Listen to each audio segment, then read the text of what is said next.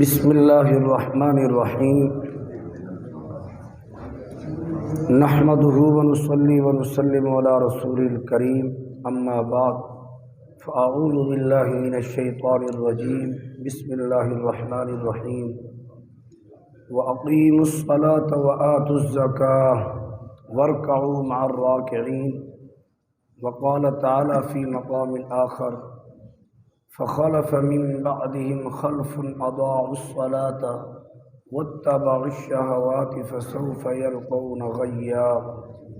صدق اللہ العظیم۔ سامعین ذی احتشام برادران اسلام، اللہ رب العزت کے فضل اور توفیق اور احسان سے نماز فجر باجماعت سعادت نصیب ہوئی۔ دعا ہے رب کائنات کی بارگاہ میں شرف قبولیت عطا فرمائے اور ہم سب کو نماز ظہر کی باجماعت پڑھنے کی سعادت نصیب فرمائے۔ گزشتہ کل نماز کی فضیلت، عظمت، برکات کے عنوان سے ہمارا درس ہوا۔ آج جماعت کو ترک کرنے کی وعید اور مطلقاً نماز چھوڑنے پر وعید کے متعلق ارشاد باری تعالی ہے، اقیموا الصلاة وآتوا الزکاة وارکعوا مع الراکعین۔ اے ایمان والو، نماز قائم کرو اور زکوٰۃ ادا کرو اور رکوع کرنے والوں کے ساتھ رکوع کرو۔ اس جملے سے نماز کی باجماعت ادا کرنے کے وجوب ثابت کیا ہے مفسرین کرام نے کہ نماز جماعت کے ساتھ ادا کرنا واجب ہے، اور اس کی فضیلت بھی آپ نے کل سماعت فرمائی کہ جس بندے کے مسجد کی طرف سے جو اذان ملتی ہے اس کی آواز سنائی دے تو اس پر لازم ہے کہ وہ مسجد میں آ کر باجماعت ادا کرے نماز۔ وہ نبینا شخص حضور کی بارگاہ میں جس نے گھر میں نماز پڑھنے کی رخصت لی، اس کے متعلق بھی آپ نے کل سماعت فرمایا۔ حضور نے رخصت دے کر پھر بلا کر فرمایا، کیا تمہیں مسجد سے اذان کی آواز سنائی دیتی ہے؟ اس نے کہا نعم۔ حضور علیہ السلام نے فرمایا پھر تیرے لیے لازم ہے کہ تو مسجد میں آ کر نماز ادا کر، باوجود اس کے کہ معذور کو رخصت ہے۔ جب اس کو لے کر آنے والا کوئی نہ ہو، نبینا شخص ایسا جس کو مسجد تک پہنچانے کا کوئی ذریعہ نہ ہو، اس کو رخصت ہے، لیکن ہر آدمی کو رخصت نہیں۔ وجوب کا تارک گنہگار ہوتا ہے، توبہ واجب ہوتی ہے، اور پانچوں نمازوں کا جماعت کے ساتھ ادا کرنا لازم اور واجب، اور ان میں سے عشاء کی نماز اور فجر کی نماز یہ زیادہ تاکید نبی علیہ السلام نے فرمائی۔ حضور پر نور شافع یوم النشور صلی اللہ علیہ وسلم نے ارشاد فرمایا، ان ہاتین الصلاتین اثقل الصلوات علی المنافقین۔ عشاء کی نماز اور فجر کی نماز یہ دو نمازیں منافقین پر بھاری ہیں۔ نماز ایمان والوں پر خشوع و خضوع سے ادا کرنے والوں پر کوئی بھاری نہیں، انہیں پتہ ہے اس کو پڑھ کر ذہن بھی مطمئن ہوتا ہے، ایمان کو تازگی ملتی ہے اور خشوع اور خضوع کی سعادت نصیب ہوتی ہے۔ تو فرمایا لو یعلمون ما فیہما من الاجر لاتوہما ولو حبوا، اگر وہ جان لیں کہ ان دو نمازوں کو جماعت کے ساتھ پڑھنے پر جو اللہ نے اجر و ثواب رکھا ہے، وہ ہر حال میں ضرور ان دو نمازوں کو ادا کرنے کے لیے آئیں گے۔ جناب حضرت عبداللہ بن عمر رضی اللہ تعالیٰ عنہ کہتے ہیں، کننا اذا تخلف منا انسان فی صلاۃ العشاء والصبح فی الجماعت۔ جناب حضرت عبداللہ بن عمر کہتے ہیں، جب ہم میں سے کوئی شخص نماز عشاء اور فجر کی ادائیگی جماعت کے ساتھ کرنے سے رہ جاتا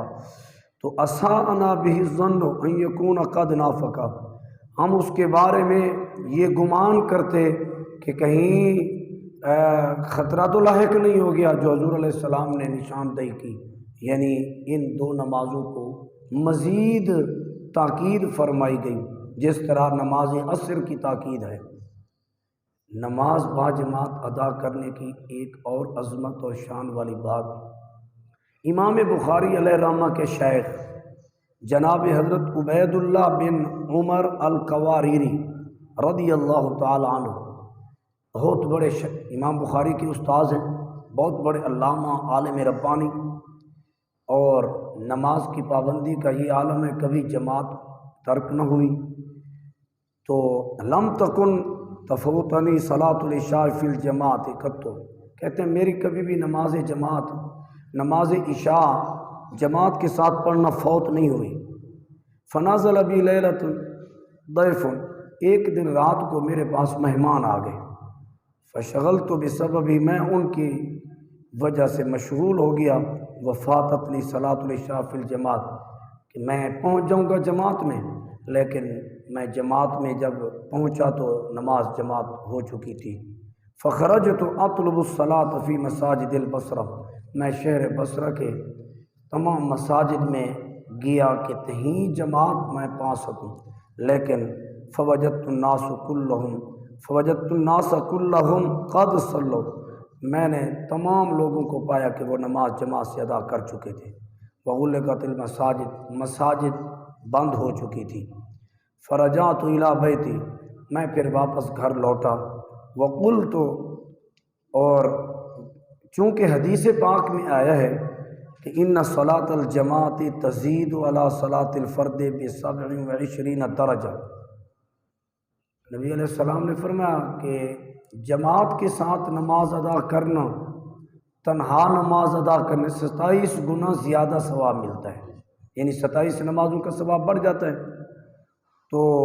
یہ حدیث پاک میں بات ہے، تو کہتے ہیں پھر اس حدیث پاک کے پیش نظر میں نے اس دن رات کو فصلیت العشاء 27 مرۃ،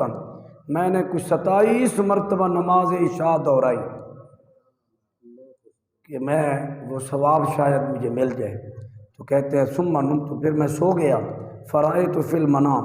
پھر میں خواب میں دیکھتا ہوں کأنی مع قوم علی خیل وانا ایضا علی فرس، ایک میدان ہے، اس کے اندر کچھ لوگ ہیں گھوڑوں پر سوار ہیں اور میں ایک خچر پہ سوار ہوں، ونحن نستبق، مسابقہ جاری ہے، سبقت کون لے جائے گا۔ تو کہتے ہیں وانا ارکض فرسی، میں بھی اپنے سواری کو دوڑا رہا ہوں، فلا الحقہم، میں انہیں مل نہ سکا۔ فالتفت الی احدہم، تو جو آگے جا رہے تھے ان میں سے ایک بندہ میری طرف متوجہ کر کہنے لگا مجھے، اس نے کہا لا تتعب فرسک، اپنے گھوڑے کو نہ تھکاؤ، فلست تلحقنا، تو ہمیں نہیں مل سکتا۔ قلت ولیما، کہتے ہیں میں نے خواب میں انہیں کہا میں کیوں نہیں مل سکتا، کوشش کر رہا ہوں مل جاؤں گا۔ وہ کہنے لگے لأننا صلینا العشاء فی جماعت وانت صلیت وحدک، اس لیے تو ہمیں نہیں مل سکتا کہ ہم نے نماز عشاء جماعت کے ساتھ پڑھی ہے اور تو نے تنہا نماز پڑھی ہے۔ فانتبہت، تو کہتے ہیں پھر میں بیدار ہوا، وانا مغموم حزین لذالک، میں نماز جماعت سے ترک ہونے پر مغموم تھا کہ یہ مجھے نظارہ کرایا گیا تو نے بھلے 27 مرتبہ پڑھ لی، لیکن جنہوں نے جماعت کے ساتھ جماعت نماز ادا کی ہے ان کے ثواب کو نہیں پا سکا۔ آپ خود اندازہ لگائیں، ہم بس چھوٹی چھوٹی باتوں پر نماز جماعت کو چھوڑ دیتے ہیں، ہم گھر پڑھ لیں گے یا پھر بعد میں پڑھ لیں گے، جماعت بھی نہیں چھوڑنی چاہیے۔ اور چند باتیں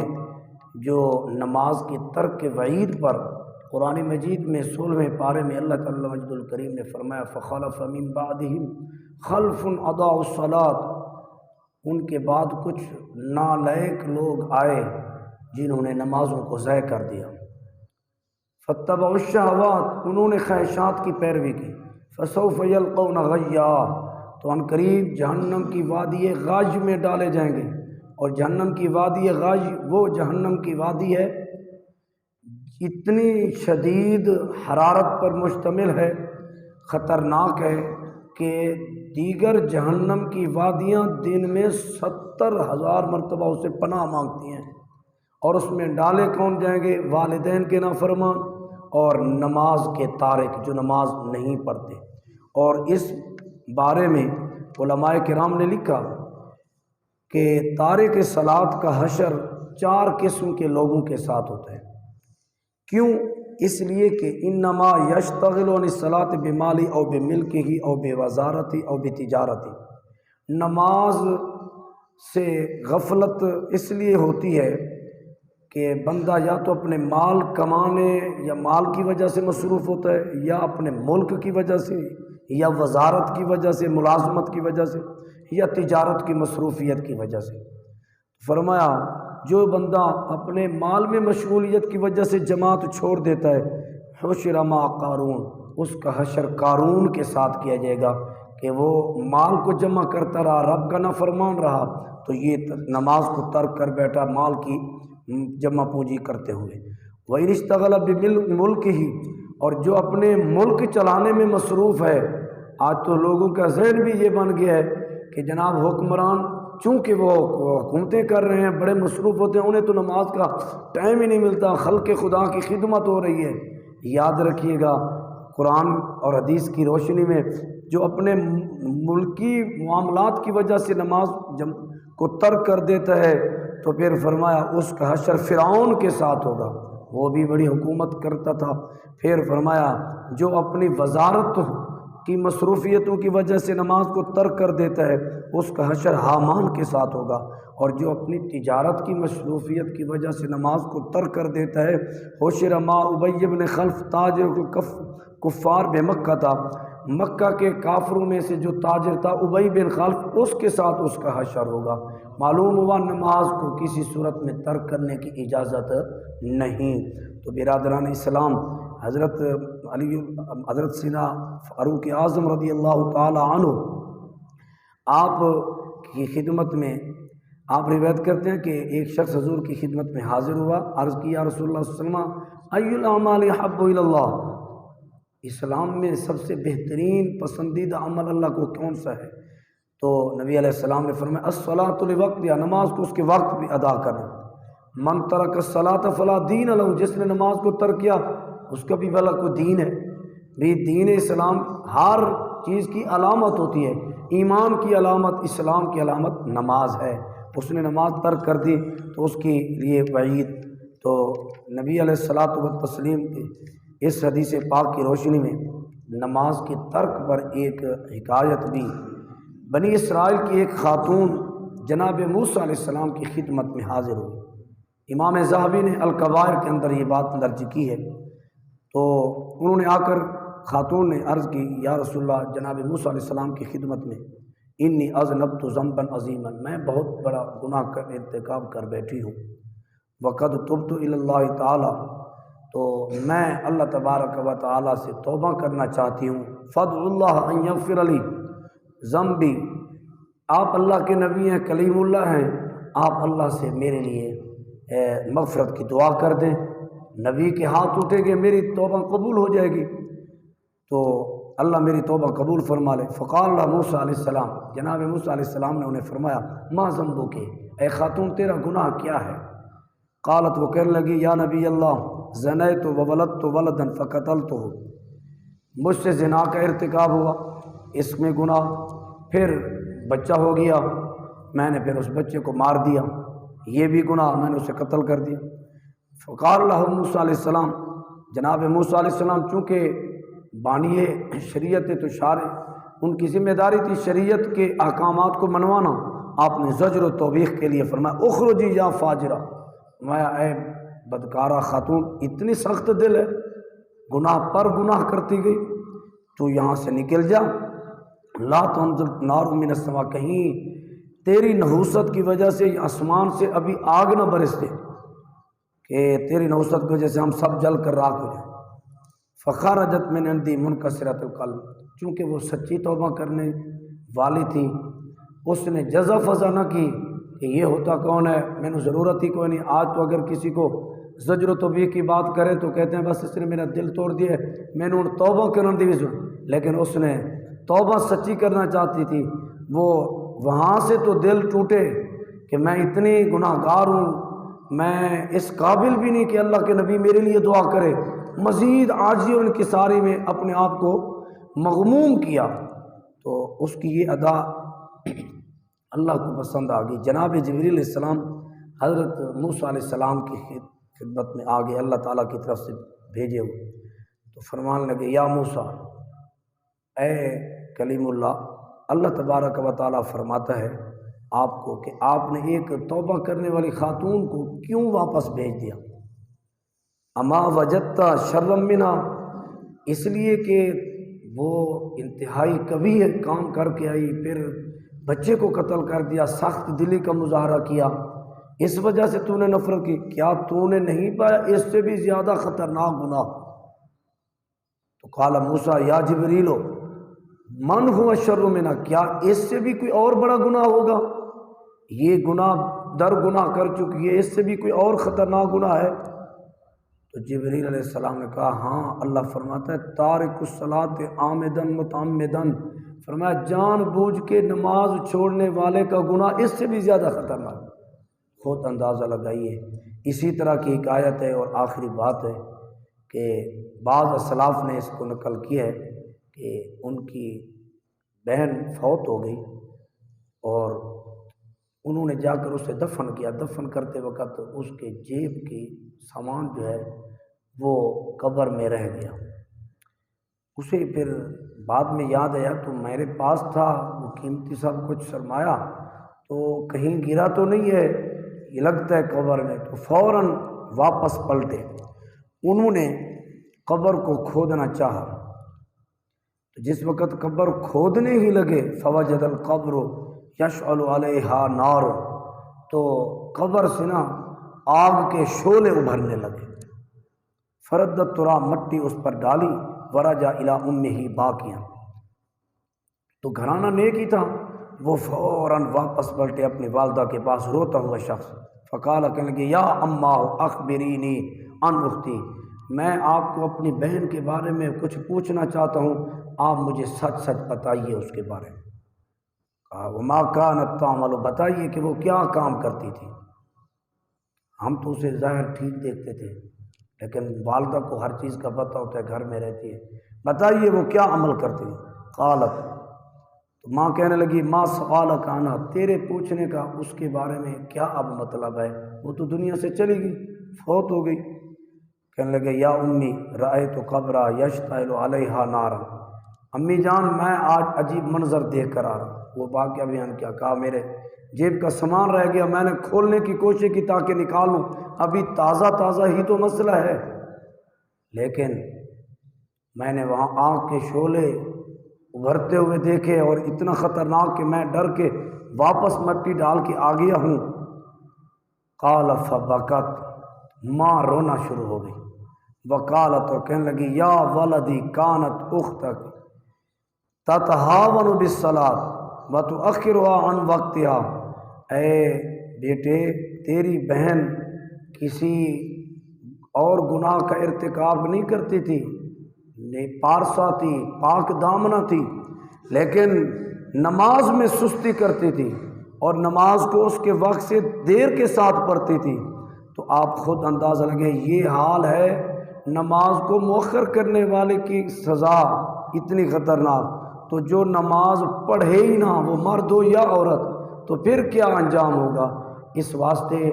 نماز کی پابندی ہماری رگ رگ میں یوں بسی ہو کہ ہمیں کھانا تو بھول جائے لیکن نماز با جماعت اور نماز 5 وقت کی یہ ہم سے نہ ترک ہو، کیونکہ اللہ رب العزت نے یہ مسلمان کے بھلے کے لیے اس کو اتارا ہے، اور نبی علیہ الصلاۃ والتسلیم کی یہ معراج ہے۔ حضور نے فرمایا میری آنکھوں کی ٹھنڈک نماز میں ہے، پڑھتا میرا امتی نماز ہے، آنکھیں میری ٹھنڈی ہوتی ہیں۔ دعا ہے اللہ جل مجد الکریم کی بارگاہ میں کہ خالق کائنات ہم سب کو اور ہمارے معاشرے کو، پوری امت مسلمہ کو نماز کی باقاعدگی کے ساتھ ادا کرنے کی سعادت سے بہرمند فرمائے اور ہمارے صغیرہ کبیرہ گناہ معاف فرمائے۔ وآخر دعوایا ان الحمد للہ رب العالمین۔